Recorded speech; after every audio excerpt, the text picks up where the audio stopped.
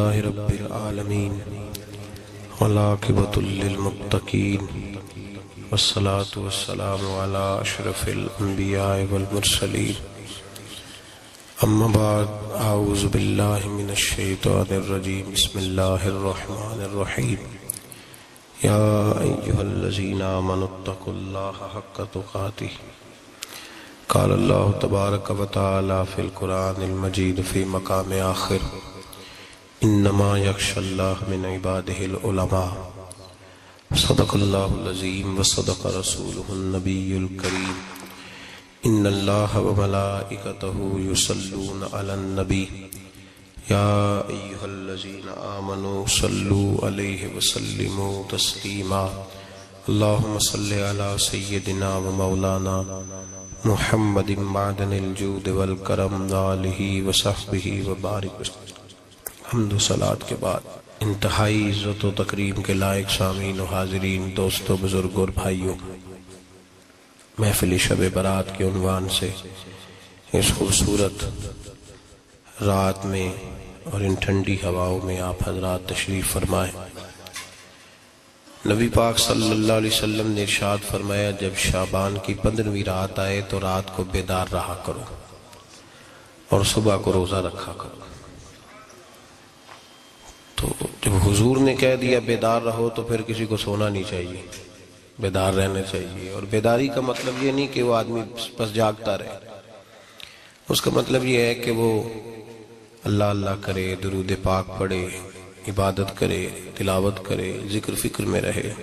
کچھ باتیں اس مقصد کے لیے کہ اس رات اللہ پاک نے اپنی رحمت کے دروازے کھولے ہیں، تو کچھ ایسی بات کی جائے جس سے دل نرم ہو جائے۔ دوستو، قرآن مجید کی 2 آیات میں نے پڑھی ہیں۔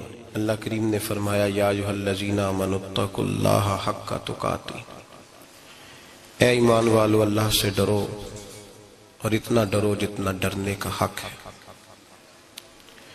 ڈرو اللہ پاک سے، اور جس طرح تم کسی سے ڈرتے ہو، ڈرنے کا حق ہوتا ہے، وہ حق ادا کرنے کی کوشش کرو۔ ہم میں سے بہت سارے لوگ ڈرتے ہیں کچھ لوگوں سے، اور جب وہ ڈر رہے ہوتے ہیں تو انہیں احساس ہوتا ہے۔ اللہ پاک نے ہمارا وہ احساس خود بیان کر دیا ہے۔ فرمایا، جب تم کسی سے ڈرتے ہو تو تمہیں اس کا احساس ہوتا ہے کہ تم کتنا ڈرتے ہو، تو پھر تم کوشش کرتے ہو کہ تم وہ کام نہ کرو جس سے وہ بگڑ جائے گا، ناراض ہو جائے گا۔ جو لوگ قانون سے ڈرتے ہیں وہ اشارہ نہیں توڑتے، کچھ بھی ہو جائے اشارہ نہیں توڑتے۔ انہیں پتہ ہے کہ یہاں اشارہ توڑیں گے تو الجھ جائیں گے، اور جہاں انہیں فکر نہ ہو کہ کوئی پوچھنے والا نہیں، وہاں ہم نے دیکھا ہے کہ لوگ اشارہ توڑ دیتے ہیں۔ اللہ تبارک و تعالیٰ نے موقع دیا، میں حرمین شریفین حاضر ہوا تو وہاں ایک روڈ دائری روڈ کہلاتا ہے۔ اس روڈ سے پیدل چلنے والے نہیں گزر سکتے۔ وہ کہتے ہیں جی اس روڈ سے پیدل والا نہ گزرے، ان کے لیے علیحدہ جگہ ہے۔ قانون یہ ہے کہ اگر کوئی پیدل آدمی وہاں سے گزرے اور اس کا ایکسیڈنٹ ہو جائے تو وہ حکومت یہ کہتی ہے کہ یہ کیوں یہاں سے گزرا تھا، لہٰذا کوئی مقدمہ نہیں ہو سکتا۔ وہاں ہم نے دیکھا ہے کہ لوگ اس سڑک پہ پیر بھی نہیں رکھتے، کہتے ہیں مر گئے تو بنے گا کچھ نہیں۔ یہاں بھی بہت سارے ایسے معاملات ہوتے ہیں کہ جہاں انسان محسوس کرتا ہے کہ یہ بڑا میرے لیے نقصان ہو جائے گا، تو وہ ڈرتا ہے۔ ایک چھوٹی سی بات ہے کہ رات کو کوئی آدمی اپنا دروازہ کھلا رکھ کے نہیں سوتا، حالانکہ کوئی عرض نہیں، کبھی کھلا رہ بھی جاتا ہے، اور اگر کبھی رہ جائے تو جس کی ذمہ داری بند کرنے کی ہو اس کے ساتھ پھر جو رویہ ہوتا ہے گھر والوں کا، یہ خوف ہے ہمارا اندر کا، تو بڑی شدت کے ساتھ ہم اس شخص کو سخت سست کہتے ہیں، ڈانٹتے ہیں، کہتے تو نے خیال ہی نہیں کیا، جمع پونجی لٹ جاتی تو یہ خوف ہے، یہ ہمارا اندر کا یہ خوف ہے۔ آپ بازار میں جائیں تو درجنوں لوگوں نے گن مین بٹھائے ہوئے ہیں، ان کا دل نہیں کرتا کہ اضافی تنخواہ دی جائے، کیا مطلب ہے ایک آدمی کو اضافی پیسے دینے کا، لیکن وہاں آدمی بٹھایا جاتا ہے، اس کو تنخواہ دی جاتی ہے، اس کی روٹی کا بندوبست کیا جاتا ہے، اس کے سارے ضروریات زندگی کا خیال رکھا جاتا ہے، اور پس منظر یہ ہوتا ہے کہ ڈر لگتا ہے اگر یہ شخص نہ ہوا تو ہمارے چوری ہو جائے گی۔ تو اللہ فرماتے ہیں کہ تو جہاں سے ڈرتا ہے تجھے پتا ہے، تو اس طرح کر کہ مجھ سے بھی اتنا ڈر جتنا ڈرنے کا حق ہے۔ یہ جھوٹ موٹ کا ڈراوا نہ پیدا کر کے اوہ اللہ معاف کرے جی، اچھا جناب بڑا ڈرتے ہیں آپ اللہ تعالیٰ سے، آپ نے تو کانوں کو ہاتھ لگائے، تو پھر آپ کیا کر رہے ہیں؟ اللہ معاف کرے جی میں تو بات نہیں کرتا، بس 2-4 آدمیوں کی پگڑی اچھالوں گا، اس سے زیادہ نہیں۔ ڈر لگتا ہے جی بات کرتے ہوئے، 15-20 آدمی بس میرے قابو آئیں۔ یہ کس قسم کا ڈر ہے؟ ڈرنے کا حکم دیا، اور میرے رسول کریم سید عالم صلی اللہ تعالی علیہ وآلہ وسلم نے ارشاد فرمایا کہ تو رب کریم سے دنیا میں ڈر جا جس طرح ڈرنے کا حق ہے۔ جب قیامت کا دن آئے گا تو اللہ تجھے ڈرائے گا نہیں بلکہ اپنی رحمت کی چھاؤں میں جنت میں داخل کر دے گا۔ یہاں ڈر، ایک جگہ تو اللہ نے فرمایا ڈرو، اور کچھ جگہوں پہ فرمایا کہ جو میرے علم والے بندے ہیں نا، جن کو میں نے علم دیا ہے، عالم ہیں، ان کے بارے میں فرمایا کہ ان کے دلوں میں میری خشیت ہے۔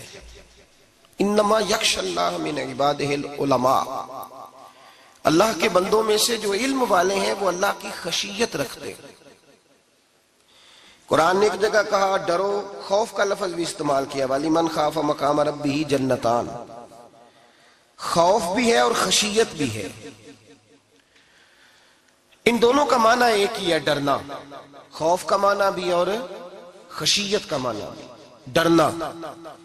جب آپ علماء لغت کو پڑھیں گے، عربی ادب کو جاننے والے لوگوں کا مطالعہ کریں گے تو انہوں نے یہی لکھا ہے کہ ان دونوں کا معنی ڈرنا ہے۔ میری طرف دیکھیے، توجہ کریں، کچھ سمجھانے لگا ہوں، اس نقطے کو ضرور سمجھیے گا۔ خشیت کا معنی بھی ڈرنا ہے، خوف کا معنی بھی، لیکن جب صوفیاء کے پاس جائیں نا، صوفیاء جو قرآن و سنت کی روح کی تفسیر کرنے والے ہیں، تو وہ کہتے ہیں نہیں، خشیت اور خوف میں فرق ہے، خوف اور ہوتا ہے، خشیت صوفیاء اس کی تفسیر اور کرتے ہیں۔ وہ کہتے ہیں خوف بھی ہوتا ہے اور خشیت بھی ہوتی ہے، الگ الگ چیزیں ہیں، ایک نہیں۔ بڑی خوبصورت بات ہے، اگر آپ سمجھ گئے تو آپ کو فائدہ دے گی۔ صوفیاء یہ کہتے ہیں کہ بھائی خوف ہوتا ہے اپنے گناہوں کا، کہ میں نے یہ گناہ کیے ہیں، اگر اللہ نے مجھ سے پوچھا تو مجھے بڑا خوف آتا ہے، مار پڑے گی، یہ خوف ہے۔ پھر سمجھ لیں، ایک آدمی نے حرام کا مال اکٹھا کیا ہے زندگی میں، معاذ اللہ اس نے بڑے پاپ کیے، گناہ کیے، شراب پی، بدکاری کی، معاذ اللہ تعالیٰ ثم معاذ اللہ۔ اب اسے ڈر لگ رہا ہے کہ اللہ تبارک و تعالیٰ نے پوچھا تو میں کیا جواب دوں گا، یہ خوف ہے۔ اور خشیت یہ ہے کہ ایک آدمی سارا دن نماز پڑھتا ہے، روزہ رکھتا ہے، عبادت کرتا ہے، اللہ کو یاد کرتا ہے، پھر بھی ڈرتا ہے، یہ خشیت ہے، یہ خشیت ہے۔ جو گناہوں سے ڈرے وہ خوف ہے، اور جو رب کی ناراضگی سے ڈرے وہ خشیت ہے۔ جو کہے یار میرا رب کہیں ناراض نہ ہو جائے، میرا رب کہیں مجھ سے، بڑی خوبصورت مثال دی۔ میں نے اپنے صاحب سے پوچھا کہ حضور یہ مسئلہ کیا ہے، تو فرمانے لگے ایک بادشاہ نے ایک غریب کی بیٹی اسے پسند آ گئی تھی، تو اس نے عزت کے ساتھ اس سے شادی کر لی، رشتہ بھیج کے وقار کے ساتھ۔ بیٹی کا باپ اپنی بیٹی کے مقدر پر رشک کرنے لگا کہ میری بیٹی کو بادشاہ نے پسند کیا ہے، بادشاہ کے شہزادے نے رشتہ بھیج دیا ہے۔ شہزادہ بیاہ کے لے گیا بیٹی کو، 20 کنیزائیں، نوکرانیاں اس عورت کی خدمت کرنے پہ لگی ہوئی ہیں، توجہ ہے، اس کا ہر حکم ماننے کو تیار ہے، لیکن وہ بی بی سویرے بھی رو پڑتی ہے اور شام کو بھی رو پڑتی ہے، روتی رہتی ہے۔ اس سے کسی نے پوچھ لیا کہ بی بی تو روتی کیوں ہے، 20 کنیزائیں ہیں، گھر میں سکون ہے، ہر شے ہے، تو روتی کیوں ہے؟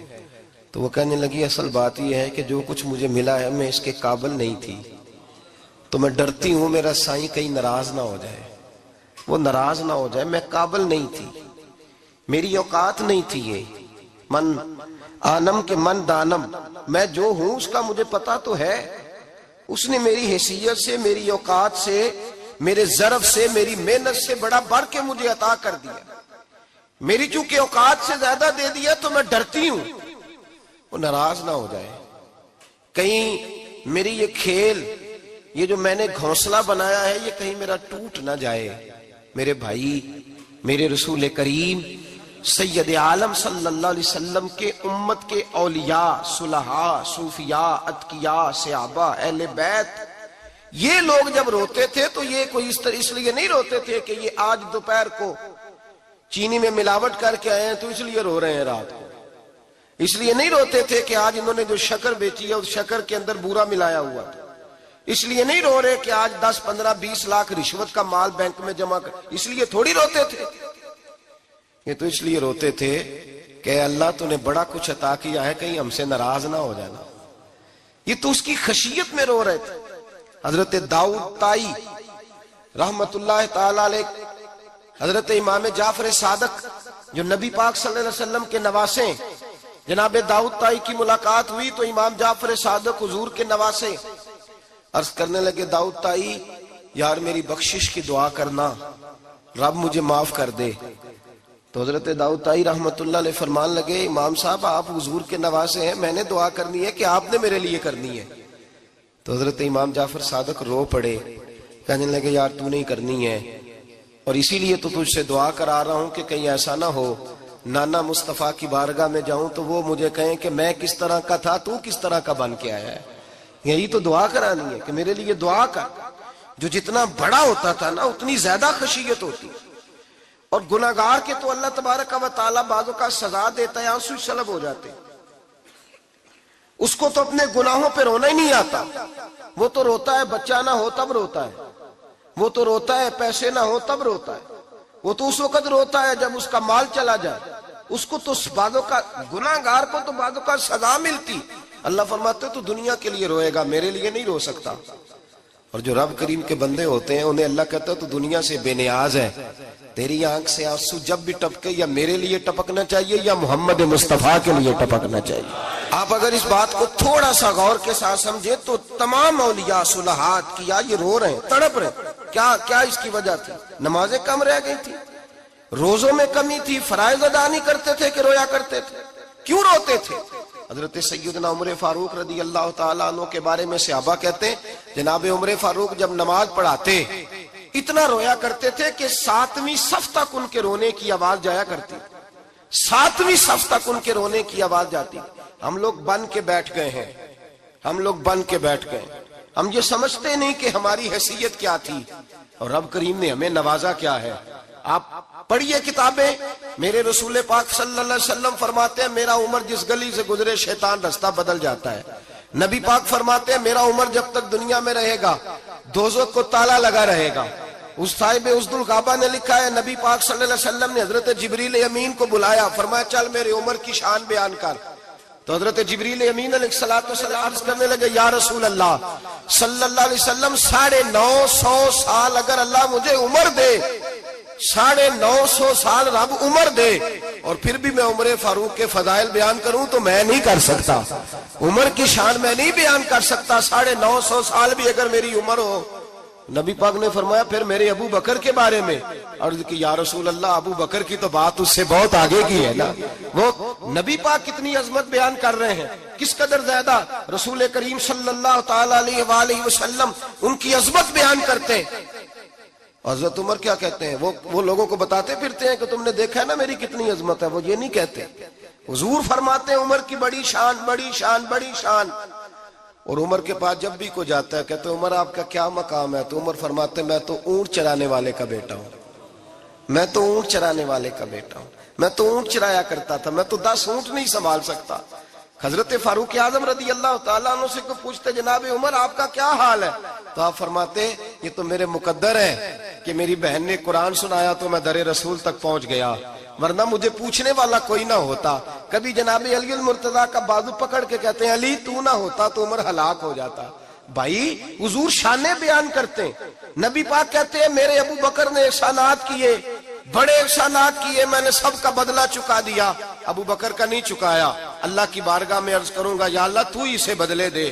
اور جناب ابو بکر صدیق سے کوئی پوچھتا ہے ابو بکر آپ کا کیا حال ہے، تو ابو بکر صدیق فرماتے ہیں مجھ سے میرے اندر کا عالم نہ پوچھو، اگر قیامت کے دن اعلان ہوا نا کہ سارے لوگ بخشے گئے ایک باقی بچا ہے تو مجھے ڈر لگتا ہے اکیلا ابو بکر ہی بچ جائے گا جو نہیں بخشا جائے گا، مجھے ڈر آتا ہے۔ او بھائی پن کے بیٹھ گئے لوگ، لوگوں کو پوچھ کر کے دیکھیں، کہتے ہیں کیا پاپ کیا ہے، کیا ہو گیا ہے؟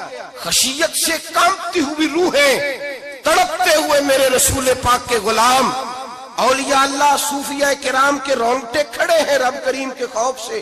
جو جتنا مالک کو جانتا ہے اتنا کانپ رہا ہے، اتنا ڈر رہا ہے۔ جس کی آنکھوں سے آنسو خشک ہے مطلب یہ ہے یہ رب کو جانتا ہی نہیں، اسے کیا خبر اس کا جلال کتنا ہے، اسے کیا خبر اس کا عذاب کتنا ہے، تو کیا جانے۔ ان بطش ربک لشدید، جب وہ پکڑتا ہے تو بڑا سخت پکڑتا ہے۔ حضرت عثمان غنی کو 3 دفعہ میرے نبی پاک نے فرمایا جنتی ہے، جنتی ہے، العثمان فی الجنہ، العثمان فی الجنہ، العثمان فی الجنہ، 3 دفعہ حضور نے جنت کی بشارت دی۔ میرے مصطفیٰ کریم نے فرمایا میرا عثمان گلی سے گزرے تو فرشتے بھی اس کی حیا کرتے ہیں۔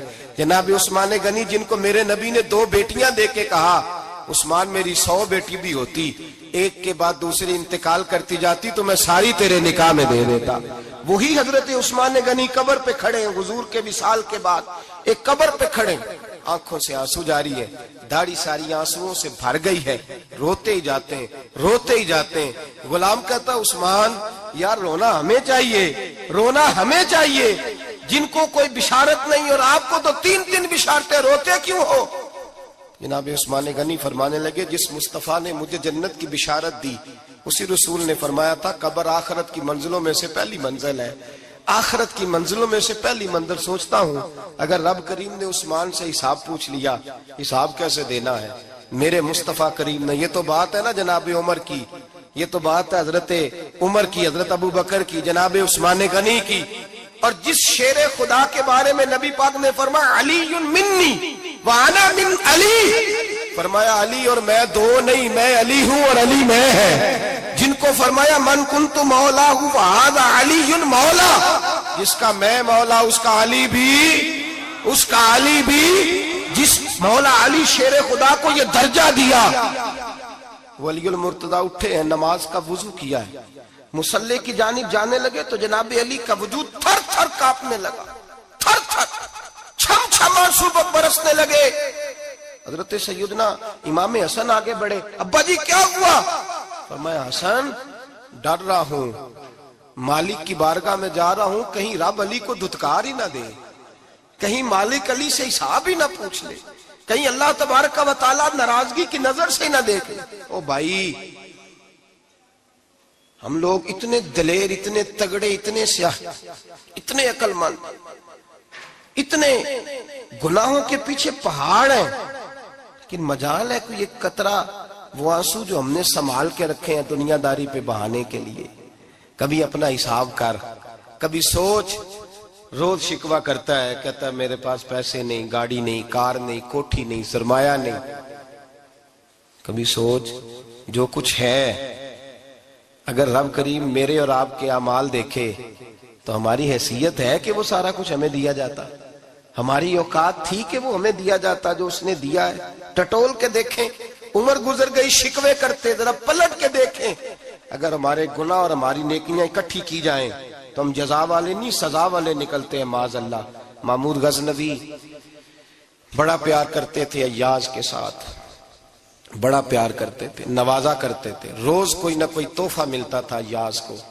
کچھ حسد کرنے والوں نے کہا محمود تو اسے تحفے دیتا ہے اور یہ جنگل میں اسلحہ اکٹھا کر رہا ہے، یہ تیرے خلاف علیحدہ سے فوج تیار کر رہا ہے، کچھ وقت آئے گا یہ تجھے چھوڑ کے علیحدہ سے بادشاہی کا دعویٰ کر دے گا۔ محمود غزنوی کہنے لگے یہ کس طرح کی بات؟ کہا تمہیں پتہ ہے کہ ایاز عصر سے لے کر عشاء تک کہاں رہتا ہے؟ محمود کہنے لگے یار واقعی میں نے کبھی پوچھا تو نہیں، شک کا بیج بو دیا، شک کا بیج بو دیا۔ محمود غزنوی کہنے لگے اچھا آج میں پیچھا کروں گا، تفتیش کروں گا، تحقیق کروں گا کہاں جاتا ہے، تحقیق کروں گا۔ محمود غزنوی نکلے پیچھا کرنے۔ عصر کے بعد ایاز نے جنگل کا رخ کیا، محمود بھی پیچھے پیچھے ہو لیے. کہتے ہیں جنگل کے بیچ جا کے ایک جھونپڑی آئی. اس جھونپڑی کے اندر ایاز گئے, دروازہ کھولا, اندر چلے گئے. مجھے بڑا غصہ تھا کہ ہر بات مجھے بتاتا ہے, یہ کیوں نہیں بتائی. جب ایاز اندر گئے تو میں نے زور زور سے دروازہ کھٹکھٹایا غصے کے ساتھ. ایاز نے دروازہ کھولا, باہر آئے. میں نے کہا پیچھے ہٹ. ایاز پیچھے ہٹے تو میں اندر چلا گیا. محمود کہتے ہیں جب میں اندر گیا تو میں نے اس جھونپڑی میں ایک پرانا کرتا لٹکا ہوا دیکھا, ایک ٹوٹے ہوئے جوتے پڑے ہوئے دیکھے, ایک چھوٹا سا ڈنڈا دیکھا, ایک مٹکا, ایک پیالہ دیکھا. میں نے ساری تلاشی لی تو چند ٹوٹی پھوٹی پرانی چیزیں. میں نے کہا یاز یہ کیا ہے؟ تو کہتے ہیں یاز کہنے لگا بادشاہ ٹٹول کے دیکھ لے, یہی کچھ ہے جو تو نے دیکھا. میں نے کہا یہ ہے کیا؟ کہتے ہیں یاز پیروں میں بیٹھ گیا, تڑپ کے رونے لگا. کہنے لگا بادشاہ یہ میری اوقات ہے, یہ میری اوقات ہے, یہ میری اوقات ہے, یہ میری اوقات ہے. کہا کیا مطلب؟ کہنے لگا جس دن تیرے پاس آیا تھا نا تو یہ میری کائنات تھی کل. آج تیری مہربانیوں نے مجھے یہاں تک پہنچا دیا ہے. میں جو تیرا غدار نہیں نہ ہوتا, میں جو تیری نافرمانی نہیں کرتا, اس لیے نہیں کرتا کہ میں ہر شام آ کے اپنی اوقات یاد کرتا ہوں, اور پھر مجھے روز رات کو میرا نفس کہتا ہے اس کا وفادار رہنا, اس کا وفادار رہنا. تو اس حال میں تھا جب آیا تھا, اگر یہ بگڑ گیا تو پھر تجھے اپنی اوقات کا پتہ ہے نا. محمود غزنوی نے سینے سے لگایا. کہنے لگے آج تک تو بچا بھی اس لیے ہے کہ تو اپنی اوقات نہیں بھولا. ملا رومی کہتا ہے اپنی اوقات یاد رکھ, تو کیا تھا. تجھے ایک رات سونے نہ دے تو اپنی ٹانگوں پہ کھڑا نہیں ہو سکتا. تیری وہ آنکھ لے جائے تو کچھ نہیں کر سکتا. وہ تجھے معذور کر دے تو کچھ نہیں کر سکتا. 30 سال کے اونچے 7 فٹ قد کے جوان اس نے فالج زدہ کر کے ہسپتالوں میں ڈال دیے, وہ کچھ نہ کر سکے. بڑے بڑے پہلوان جو کہتے تھے کہ ہم اٹھے تو دنیا اٹھتی ہے, اس نے پھینک دیے من و مٹی کے نیچے, کچھ نہ کر سکے. اپنی حیثیت نہ بھول. میرے رسول کریم سید عالم صلی اللہ علیہ وسلم نے فرمایا 2 باتوں میں لوگ دھوکے میں ہیں, دھوکے میں ہیں, دھوکے میں ہیں, دھوکے میں. یا رسول اللہ کون سی؟ فرمایا جو صحت مند ہے وہ دھوکے میں ہے. وہ سمجھتا میں کبھی بیمار ہی نہیں ہوں گا, مجھے روز اسی طرح نیند آئے گی جس طرح اب آتی ہے, میں روز اسی طرح اٹھوں گا جیسے اب اٹھتا ہوں, میں اتنا ہی لمبا چوڑا رہوں گا جس طرح آج ہوں, میرا حسن اسی طرح قائم رہے گا جیسے آج ہے. تو دھوکے میں ہے, دھوکے میں. بڑے بڑے آئے اور بڑے بڑے مٹی کا ڈھیر ہو گئے, فنا ہو گئے. کل من علیہ فان, فنا ہو گئے, کوئی پوچھنے والا نہ رہا. اور میرے رسول پاک نے فرمایا جو فارغ ہیں, جن کو رب نے اپنی عبادت کے لیے فارغ کیا, اپنے دین کی نوکری کے لیے فارغ, وہ بھی دھوکے میں ہیں, وقت ضائع کر رہے ہیں, چوک اور چوراہے میں کھڑے ہیں. میرے بھائی جب اپنی حیثیت انسان بھولتا ہے, حیثیت بھولتا ہے, پھر وہ شکوہ کرتا ہے. جب اپنی اوقات بھولتا ہے پھر شکوہ کرتا ہے. جب وہ بھول جاتا ہے کہ میں کیا تھا پھر وہ شکوہ کرتا ہے. حضرت سیدنا امام اعمش رحمت اللہ علیہ بازار میں کھڑے تھے تو بادشاہ کا بیٹا گزرا, اکڑ کے گزرا. آپ نے بازو پکڑ کے کھینچا, فرمایا جا کے اپنی ماں سے پوچھ اور اپنے باپ سے پوچھ تیری اوقات کیا ہے. اکڑ کے چلتا ہے, جا پوچھ ان سے تیری حیثیت کیا ہے. حضرت جناب سیدنا امام اعمش نے ڈانٹا تو واپس آیا, آگے کہنے لگا ابا وہ امام کیا کہتا تھا کہ میری اوقات کیا ہے, کیا اوقات ہے میری.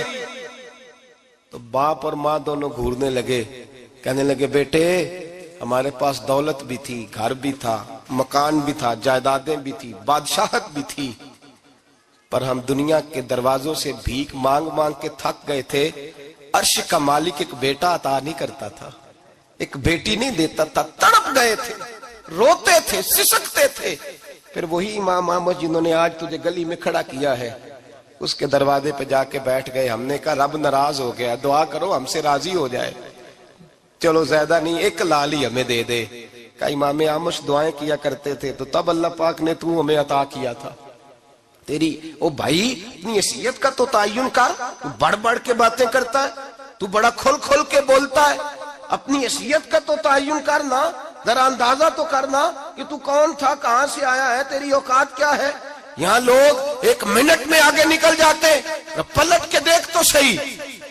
اور میرے بھائی جو بڑے لوگ تھے وہ تڑپا کرتے تھے, حضرت فضیل بن عیاض رحمت اللہ علیہ فرماتے ہیں بغداد میں بارش نہیں ہوتی تھی، قحط پڑ گیا، جانور پیاس سے مرنے لگے، جوان بچے بوڑھے نڈھال ہونے لگے۔ فرماتے ہیں میں بھی نکلا، سفیان ثوری بھی نکلے، اور بھی کئی صوفیاء میدان میں نکلے، دعائیں مانگی پر بارش نہیں ہوتی تھی۔ فرماتے ایک جھونپڑی سے ایک سفید بالوں والا اور گندمی رنگ والا ایک بوڑھا غلام نکلا جو کسی کا ملازم تھا، باہر آیا جھونپڑی سے، ہم اسے دیکھ رہے تھے، وہ ہمیں دیکھ نہیں رہا تھا۔ فرماتے ہیں اس کے چہرے پر عبادت کے نشان تھے، دور سے اس کا چہرہ دیکھتے لگتا تھا کوئی رب کریم کا بندہ ہے۔ فرماتے ہم اسے اللہ کا ولی جانتے تھے۔ اس نے دعا مانگی کہ تو لفظ پتہ کیا ہے دعا کے؟ ہاتھ اٹھا کے کہنے لگا مولا مجھے پتا ہے یہ جو بارش نہیں نہ ہو رہی ہے میری وجہ سے نہیں ہو رہی، میرے گناہوں کی بڑی لمبی فہرست ہے، بڑی لمبی لائن ہے۔ کہنے لگا اے اللہ میری اکیلے کی وجہ سے سارے بغداد کو سزا تو نہ دے، رب کریم جوان بھوکے، بچے بھوکے، مائیں ترس گئیں، بچے ترس گئے، جانور پانی کے قطرے، اللہ گناہ تو میرے اکیلے کے ہیں اور ان سب کو سزا کیوں دیتا ہے؟ نہ میری سزا سب کو تو نہ دے، میری سزا صرف مجھے دے، ان کو نہ دے۔ کہتے ہیں ابھی اس کے ہاتھ اٹھے ہوئے تھے، دعا بول رہا تھا، رب کریم نے فوراً بارش عطا فرما دی۔ فرماتے ہیں کھل کے بارش برسی۔ میں نے لوگوں سے پوچھا پتہ کرو کس کا غلام ہے، کہا فلاں آدمی کا۔ حضرت فضیل بن عیاض کہتے ہیں میں شام کو گھر چلا گیا، اس کے آقا سے بات کی، خرید لیا۔ میں جب اس کو خرید کے لایا گلی میں جا رہے تھے تو مجھے کھڑا کر کے کہنے لگا فضیل میں نکما سا آدمی ہوں، بال بھی سفید ہیں، مجھ سے تو زیادہ کام ہی نہیں ہوتا، کیوں تو نے پیسے خرچ کیے؟ میں اس قابل ہی نہیں تھا، کیوں خریدا؟ تو حضرت فضیل ابن عیاض کہتے ہیں میں نے اس کو کہا کل جو تو نے دعا مانگی تھی تو نہیں دیکھ رہا تھا، ہم دیکھ رہے تھے، تو مقبول ہے رب کریم کی بارگاہ کا، تجھے اس لیے خرید کے لایا ہوں تو مقبول ہے۔ کہتے ہیں یہ لفظ سنے تو ٹھہر گئے، وہ کہنے لگے اچھا آقا مجھے 5 منٹ کا وقت ملے گا؟ میں نے کہا ہاں ہاں ضرور ملے گا۔ کہتے ہیں انہوں نے وہیں نماز کی نیت باندھ لی، 2 رکعتیں پڑھی اور 2 رکعتیں پڑھ کے ہاتھ اٹھائے، کہنے لگے مولا تیرا اور میرا راز تھا، تو نے راز کیوں کھولا؟ اللہ مسترنا بستری کل جمیل، یا اللہ تیرے پاس پیارے پیارے پردے ہیں، ایک پردہ مجھے عطا کر دے، مجھے اپنا رکھ، مجھے لوگوں کے سامنے میرے پردے نہ کھول۔ آپ فرماتے ہیں یہ کہہ کہ وہ زمین پہ بیٹھے کلمہ شہادت پڑھا، ان کی روح پرواز کر گئی۔ میرے بھائی جو زیادہ پرہیزگار تھے، جو بڑے رب کریم کے بندے تھے، ان کے تو آنسو خشک ہی نہیں ہوتے، وہ تو تڑپا کرتے، صبح شامیں ان کی روح کے گزرتے تھے اور رب کریم کی ناراضگی سے ڈرتے تھے۔ وہ کہتے تھے مالک کہیں ناراض نہ ہو جائے، کہیں بگڑ نہ جائے۔ میرے رسول کریم صلی اللہ علیہ وسلم کے صحابی کہتے ہیں ایک جنگ سے خوشخبری آئی تو جو خوشخبری لانے والے تھے وہ حضرت عمر فاروق رضی اللہ تعالیٰ عنہ کے پاس پہنچے خوشخبری دینے۔ حضرت عمر رضی اللہ تعالیٰ عنہ کھڑے تھے، صحابی نے آ کے کہا عمر مبارک ہو۔ جناب عمر کچھ لوگوں سے گفتگو کر رہے تھے، بات چیت جاری تھی، کہا مبارک ہو فتح ہو گئی۔ حضرت عمر کہنے لگے ٹھہر تو جا، اس سے تو بات کر لینے دے جس سے کر رہا ہوں، جب کہنا ٹھہر تو جا۔ تو وہ جو پیچھے کھڑے تھے وہ شرمندہ ہو گئے، اتنی سی بات ہے نا، چودھری تو بندہ بنتا ہی تب ہے جب 5-10 کی ایک دن کے اندر بےزتی کر لے، پڑھا لکھا تو بنتا ہی تب ہے جو 10-15 کو جاہل کہہ لے، تو بڑا تو بنتا ہی تب ہے جو 5-6 کو نیچا دکھا لے۔ تو یہ ہماری ڈگریوں کا تو مزاج ہی بڑا مختلف ہے، ہم تو اعزاز والے ہوتے ہی تب ہیں جب کچھ چھوٹا ہوگا تو ہم بڑے ہوں گے نا، ہم تو چاہتے ہیں ہمیں کچھ چھوٹا ملے، کسی کو چھوٹا کر کے اس کے قد پہ سوار ہو کے بڑا ہونا چاہتے ہیں۔ اتنی سی بات تھی کہ ٹھہر جانا یار پہلے اس کی تو سن لینے دے۔ وہ شرمندہ ہو گئے صاحب، جب وہ شرمندہ ہوئے تو سیدنا فاروق اعظم دوڑے گئے۔ صحابہ کہتے ہیں گارا تھا، کیچڑ تھا، اس گارے میں سر رکھا، سجدہ کرنے لگے، اٹھے، کہنے لگے مولا اپنے عمر سے ناراض نہ ہو جانا، یہ کل تک اونٹ چرایا کرتا تھا، آج تیری مخلوق کو شرمندہ کرنے لگ گیا ہے، یہ اپنی حیثیت ہی بھول گیا، اسے خبر ہی نہیں کہ یہ کیا تھا، یہ آج تیری مخلوق کو شرمندہ کرتا ہے، اللہ اپنے عمر سے ناراض نہ ہو جانا۔ وہ شخص کہتے ہیں پیچھے آ کے کھڑا رو رہا ہوں. میں نے کہا عمر کیا کر رہے ہو؟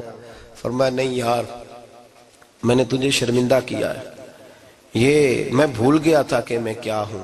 بھائی اپنی حیثیت کا تعین کریں, آؤ آج اپنی حیثیت کا تعین کریں. دیکھیں ہم کہاں تھے, کہاں بیٹھے, پلٹ کے دیکھیں کیا تھے, ہم کیا ہیں. راتیں کہاں گزرتی ہیں, صبح کہاں بیتتی ہیں.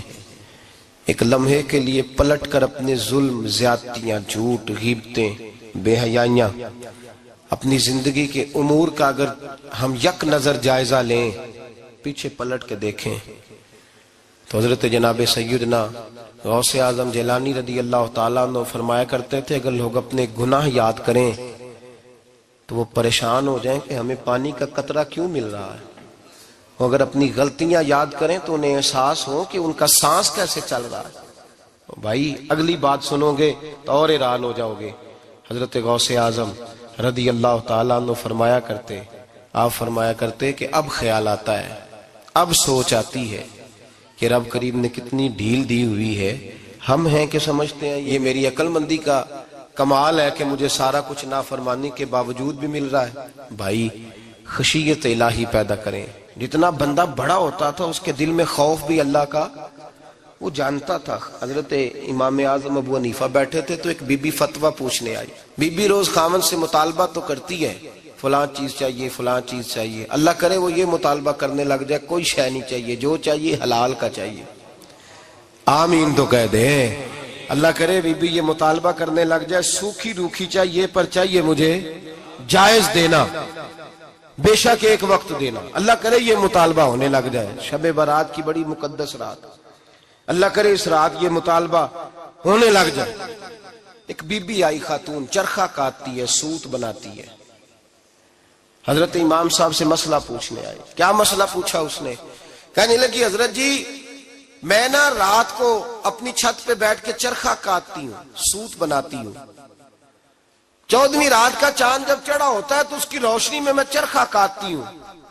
کئی دفعہ نا بادشاہ کا لشکر میری گلی سے گزرتا ہے, بڑے بڑے لالٹین انہوں نے پکڑے ہوتے ہیں, بڑے بڑے روشن دان, بڑی بڑی ان کے اندر روشنی ہوتی ہے. تو حضرت جی کئی دفعہ نا وہ جب گزرتے ہیں تو ان کی روشنی میں بھی میں کچھ سوت بنا لیتی ہوں.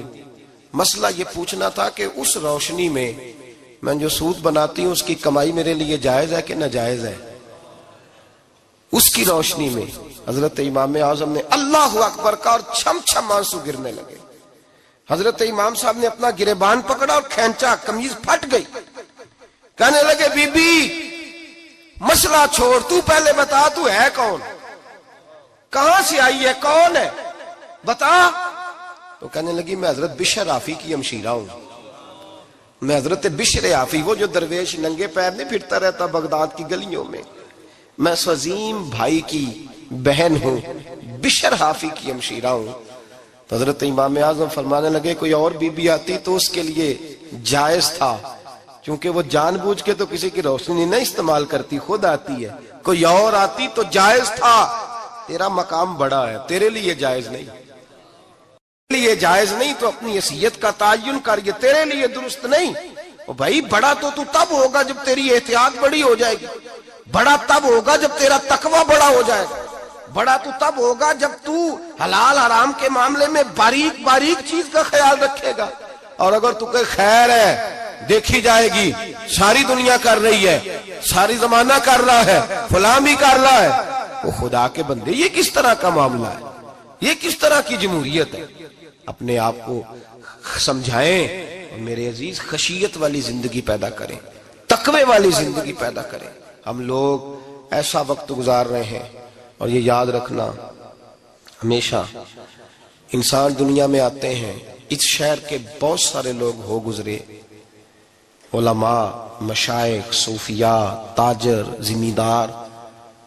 آپ کسی بھی شعبے میں ٹٹولیں گے تو آپ کو کئی نام ملیں گے. اس شہر محبت کے ڈھیروں لوگ ہو گزرے, اور یہ کہانی ہر شہر کی ہے. آج میں اور آپ یہاں بستے ہیں, کچھ وقت کے بعد ہم داستان ہوں گے. امام شافعی رحمت اللہ علیہ فرماتے ہیں میں ایک شہر سے گزر رہا تھا تو میرے پیر کو ٹھوکر لگی, میں نے زمین کھودی تو ایک کھوپڑی نکلی، کھوپڑی نکلی تو اس کے اوپر تاج بھی تھا۔ فرماتے میں نے شہر کے لوگوں سے پوچھا یہ کیا ہے؟ تو کہنے لگے یہ بادشاہوں کا قبرستان ہے، اس میں غریب دفن تو نہیں ہو سکتا تھا، دفن تو بادشاہوں کا خاندان ہے، لیکن افسوس کی بات یہ ہے کہ یہاں مٹی ڈالنے کوئی نہیں آتا۔ اب یہ سیدھی سڑک بن گیا۔ بھائی کبھی پلٹ کے دیکھ، ہزاروں لوگ آئے، اس روڈ سے کروڑوں لوگ گزرے اور منزل کو چلے گئے، لوگوں نے یاد نہیں رکھا۔ آپ اپنے حصے کا عمل کرنے آئے، ٹھیکیدار نہیں ہے کوئی اپنی اولاد کا، بال بچے کا، بہن بھائی کا۔ حق ضرور ہے، ان کے لیے محنت ضرور کرے گا، لیکن اس کو یہ اجازت نہیں ہے کہ وہ کہے کہ میں اب بڑا ذمہ دار ہوں تو میں نے 20 کروڑ بینک بھر کے جانا ہے۔ حضرت عمر بن عبدالعزیز رحمت اللہ تعالیٰ علیہ کے انتقال کا وقت آیا تو اپنے بیٹوں کو بلایا، فرمانے لگے بیٹو تمہارا باپ بزدل تھا، تمہارے لیے کچھ کر نہیں سکا۔ کہا ابا جی کیا ہوا؟ فرمانے لگے بیٹے میں بزدل تھا، جہنم سے ڈر گیا، تمہارے لیے کوئی بینک بیلنس اکٹھا نہیں کر سکا۔ میں تھوڑا دلیر ہوتا، دوزخ سے نہ ڈرتا تو تجوریاں بھر کے جاتا۔ پرانے بادشاہ محل چھوڑ کے گئے ہیں، پر میرے پاس کچھ نہیں ہے، بادشاہ ہونے کے باوجود میں فقیر ہوں، خالی آ جا رہا ہوں، بزدل جو تھا۔ آپ نے جب یہ لفظ کہے تو بچے رونے لگے، کہنے لگے ابا جی ہمیں تو فخر ہے، ہمیں تو فخر ہے، جس گلی سے بھی ہم گزرتے ہیں کپڑے ہمارے سادے ہوتے ہیں پر لوگ دکانیں چھوڑ کے ملتے ہیں، کہتے ہیں نیک باپ کی اولاد جا رہی ہے، یہ بڑے مرتبے والے باپ کی اولاد جا رہی۔ بھائی یاد رکھیں، خشیت الہی پیدا کریں، نہ اپنی ذات کے ساتھ ظلم کریں۔ اگر آپ کوئی بھی غلط کام کرتے ہیں تو اس کا جواب آپ نے دینا ہے۔ اگر آپ نے 1 کروڑ روپیہ ناجائز کمایا ہے تو وہ اللہ آپ سے نہیں، آپ کے بچے سے نہیں پوچھے گا، بیوی سے نہیں پوچھے گا، بہن بھائی سے نہیں، وہ آپ نے جواب دینا ہے۔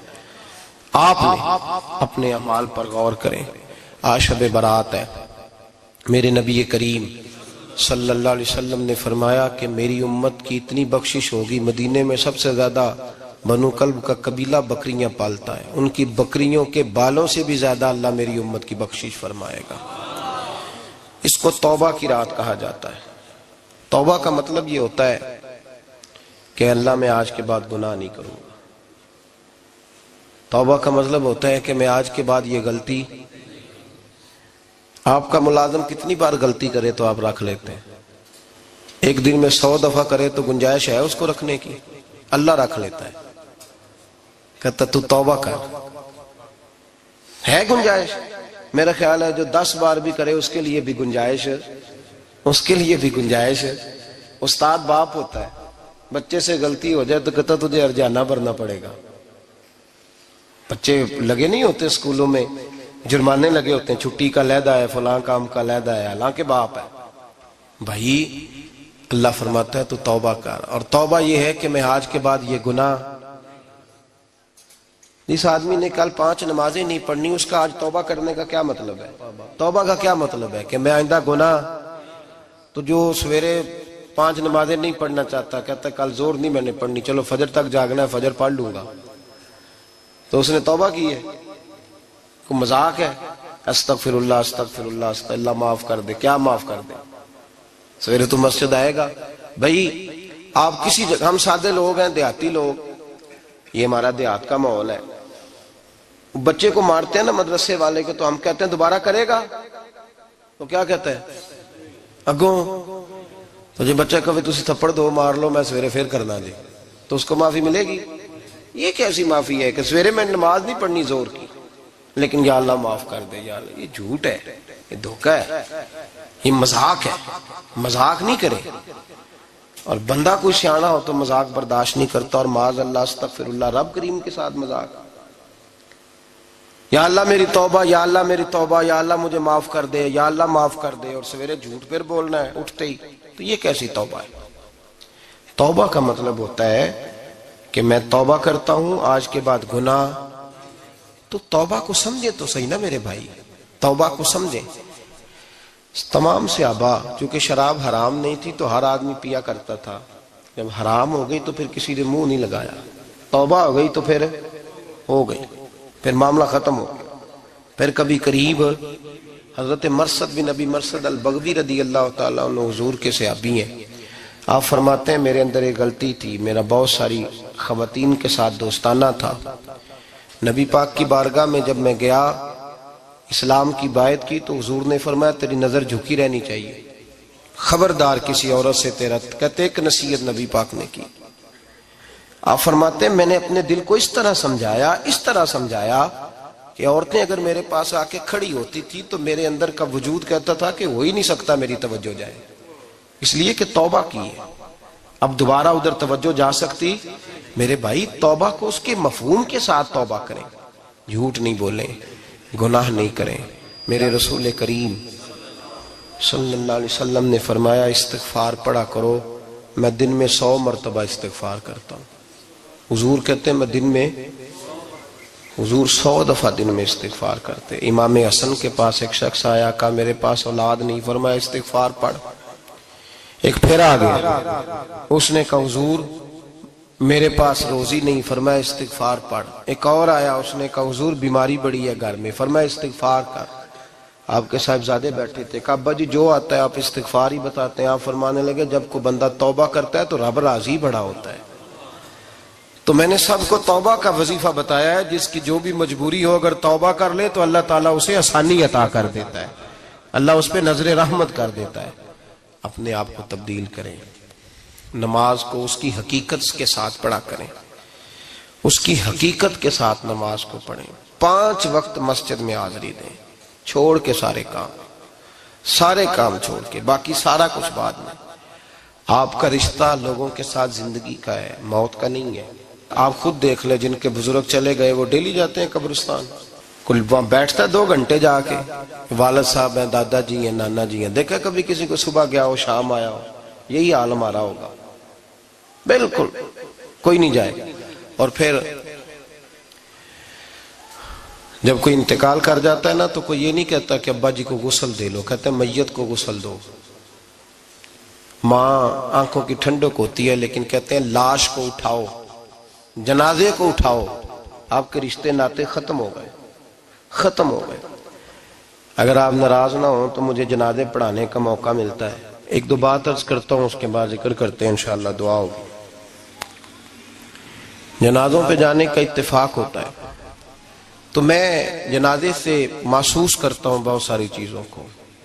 میں دیکھتا ہوں کہ جنازہ ہونے کے باوجود لوگ یہ سمجھتے ہیں کہ یہ ہونا تھا کام، یہ ہو گیا، اور وہاں کیفیت یہ ہوتی ہے کہ صرف یہی جنازہ ہے، اسی نے فوت ہونا تھا، ہم تو بچے ہوئے ہیں۔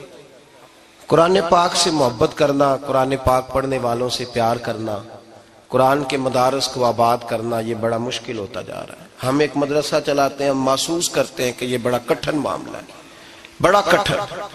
ایک تو تنقید کی نظر بھی سب سے زیادہ اداروں کی طرف ہوتی ہے، اور سب سے کم تعاون بھی اداروں کے ساتھ ہوتا ہے، مجبوری کے ساتھ ادارے وقت گزارتے ہیں۔ اپنا رجحان مدارس کی جانب کریں اور دین سیکھنے کی طرف رجحان کریں، قرآن مجید صحیح پڑھنا سیکھیں، قرآن مجید صحیح سمجھنا سیکھیں۔ اور پھر میرے بھائی جو آیات آپ کو ضروری ہیں، نماز جنازہ ہے، وضو ہے، غسل ہے، آپ کے روزمرہ کے معاملات ہیں، وہ کسی اچھی قاری سے، اہل سنت کے کسی شخص سے ان کی درستگی کرائیں، اپنے معاملات پہ غور کریں، یہ ان کوتاہیوں سے باہر آئیں، قرآن پاک سے محبت کریں اور دینداروں کے ساتھ جڑیں۔ ایک گزارش آپ سے اور کرنی ہے، اس کو بھی کھلے دل کے ساتھ سنیے گا، کھلے دل کے ساتھ۔ یہ شب برات کی رات ہے اور میں ذمہ داری کا مظاہرہ کرتے ہوئے بات کرنا ضروری سمجھتا ہوں۔ آپ کسی پیر صاحب سے ملیں، کسی آستانے پہ جائیں، یہ کچھ گزارشات ہیں، بات میری ختم ہو گئی، وہ کر کے میں دعا کرنے لگا ہوں۔ تو شریعت اسلامیہ کا ضرور پاس اور لحاظ کریں۔ یہ دیکھیں جس صوفی کے پاس، درویش کے پاس، جس کو آپ پیر سمجھ رہے ہیں، اسے کوئی قرآن حدیث بھی آتا ہے، وہ کوئی سنت شریعت کا بھی پابند ہے۔ میری اپنی جماعت سے ہاتھ باندھ کے گزارش ہے، خدا را اب بس کر دیں، بڑی تباہی ہو گئی اور لمبی چوڑی ہو گئی، تھک گئے ہم کہہ کے۔ لوگ سمجھتے نہیں اس چیز کو۔ اعلیٰ حضرت فاضل بریلوی نے لکھا ہے، ادھر دیکھیں، اعلیٰ حضرت نے لکھا ہے کندھوں تک بال رکھنا جائز ہے، کندھوں تک، کندھوں سے نیچے رکھنا حرام ہے۔ کیسے اس شخص کو لوگ پیر مان لیتے ہیں جس نے داڑھی سنت سے چھوٹی رکھی ہوئی ہے، بال بڑے رکھے ہوئے ہیں، یہ ملنگ صاحب ہے۔ ان تماشوں سے باہر آ جائیں، اللہ تبارک و تعالیٰ کی بارگاہ کی طرف رجوع کریں. ہم دم کے قائل ہیں, درود کے قائل ہیں. میں سارا دن پتہ نہیں 20 تعویذ لکھ کے دیتا ہوں. ہمارے بزرگوں کا طریقہ ہے, یہ چیزیں جائز ہیں, ان کی شریعت میں اصل ہے, دلیل ہے, لیکن کل دین یہ نہیں ہے. اپنے آپ کو بچائیں اور علم کی طرف رجوع کریں, تقوی کی طرف رجوع کریں. ان ظالموں سے, بہروپیوں سے اپنے آپ کو بچائیں. اور میں ان لوگوں کو بھی دعوت فکر دیتا ہوں جو ہمیں روز آ کے کہتے ہیں یہ تمہارا پیر تو یہ تمہارا پیر. جب ہم خود کہہ رہے ہیں ہمارا نہیں, تو ہم کسی شرابی کبابی کو اٹھا کے کہہ دیں یہ تمہاری جماعت کا بندہ ہے تو تم رکھ لو گے؟ کہو ہم اگر کہہ دیں تمہاری جماعت یہ درس دیتی ہے تو تم مان لو گے؟ یہ کیا بات ہوئی؟ اگر کسی جماعت کا کوئی شخص غلط ہے, اور ہم درباروں والے نہیں, ہم تو مسجدوں والے لوگ ہیں. دربار تو ایک ضمنی چیز ہے, بن بھی جائے تو ٹھیک ہے, ورنہ تو میرے نبی پاک نے فرمایا ہر مومن کی قبر جنت کا باغ ہوتی ہے. تو اندر دربار ہی بنا ہوا ہے, جنت کھلی ہوئی ہے. اوپر بلڈنگ بننا اتنا ضروری کام, مہربانی فرمائیں ایک تو اپنے آپ کو دین کی طرف راغب کریں. رمضان شریف آئے گا, اپنی اصلاح کی کوشش کریں.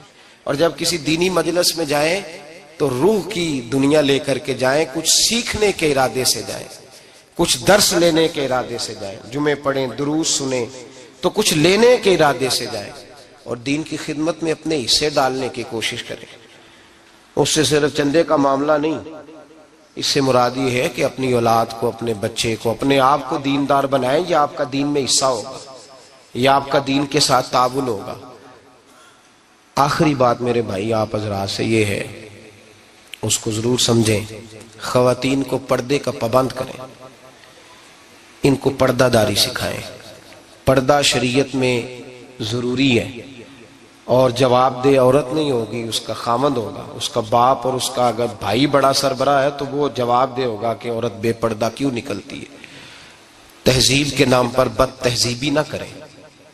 خبردار کوئی ایسا کام نہ کریں جس سے اللہ رسول ناراض ہو. ان کو پردے کا پابند کریں, بغیر برقعے کے, بغیر مکمل نقاب کے. بالکل عورت کو اجازت نہ دیں گھر سے نکلنے کی, سختی کریں. اور ان کو سمجھائیں کہ ہمارا تعلق یورپ کے ساتھ نہیں, ہمارا تعلق خاتون جنت حضرت فاطمہ الزہرا کے ساتھ ہے. ان کو پابند کریں. اور یہ میں ذمہ داری سے بات کہہ رہا ہوں, مرد ذمہ دار ہے اگر اس کی عورت باپردہ نہیں ہے, وہ ذمہ دار ہے, اور اللہ کی بارگاہ میں اس کی کوئی بات قابل قبول نہیں ہوگی. اور شب برات کی رات اتنے لوگ گواہ ہیں کہ یہ پیغام آپ کو پہنچایا گیا, آپ کو پہنچایا گیا. آسمان, زمین اور ہوا گواہ ہے کہ ہمیں یہ بات پہنچائی گئی کہ ہمیں ان کو پردہ کرانا ہے. ذکر ہوگا. ذکر کیا ہے؟ ذکر ہے اللہ کو یاد کرنا. اور میرے نبی پاک صلی اللہ علیہ وسلم نے ایک حدیث میں فرمایا رب کا ذکر اس طرح کرو کہ لوگ تمہیں دیوانہ سمجھیں.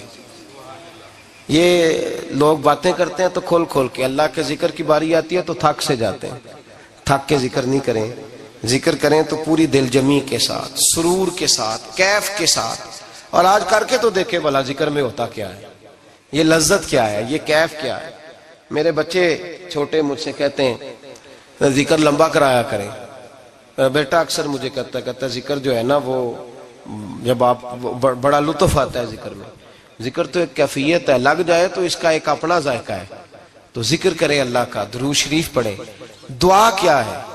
آج لائٹ کو بند کر کے جب ہمارے ہاں ذکر ہوتا ہے, دعا ہوتی ہے, تو ہمارے بزرگ یہ کہتے ہیں ہم ثابت یہ کرنا چاہتے ہیں کہ ہم مجمع میں نہیں بیٹھے, یا اللہ تیری بارگاہ میں بیٹھے ہیں. ہمیں تو ساتھ والا دیکھ نہیں پا رہا. دعا مانگے, اور اللہ سے مانگے تو کھول کے مانگے. اور آج اگر ہو سکے نا تو کوئی ایک آدھ قطرہ گرا ہی دے. میرے نبی پاک نے فرمایا محفل میں چند لوگ بھی رو پڑے تو سب کا کام بن جاتا ہے. آپ میں سے کوئی نیک آدمی ایسا ہوگا تو ہمارے جیسے کئی گناہگاروں کو ساتھ اللہ اس پہ فضل فرمائے گا. یہاں ذکر کے بعد دعا ہوگی, دعا کے بعد پھر سلام ہوگا, پھر ایک دفعہ آخر میں دعا ہوگی. پھر آپ کو کچھ وقت دیا جائے گا انفرادی طور پہ نفل ادا کرنے کا. 4 6 نفل پڑھ کے نئے سرے سے تازے ہو کے آپ حضرات تشریف لائیں گے. اور پھر انشاءاللہ تعالی یہاں لنگر کا بندوبست ہوگا. آپ حضرات کے لیے معذر جو کچھ ہے آپ کو پیش کیا جائے گا. کوشش کریں روزہ رہ ہی جائے صبح کا. ویسے بھی پریکٹس ہوگی رمضان کی, اور شعبان میں زیادہ روزے رکھنا میرے نبی پاک کی سنت بھی ہے. اس لیے ضرور کوشش کریں کہ سحری کا بندوبست ہے تو آپ روزہ رکھیں تاکہ آپ کے لیے آسانی ہو جائے. اللہ تبارک و تعالی ہماری اس حاضری کو اپنی بارگاہ میں مقبول فرمائے.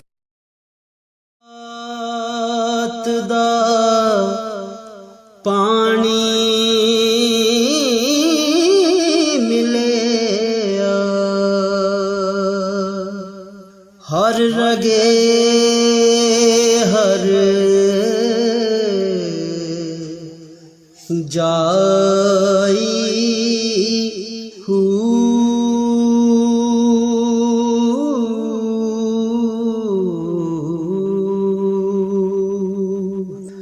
اندر بوٹی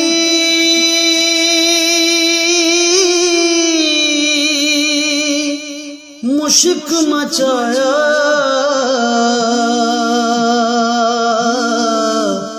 جان پھولن تے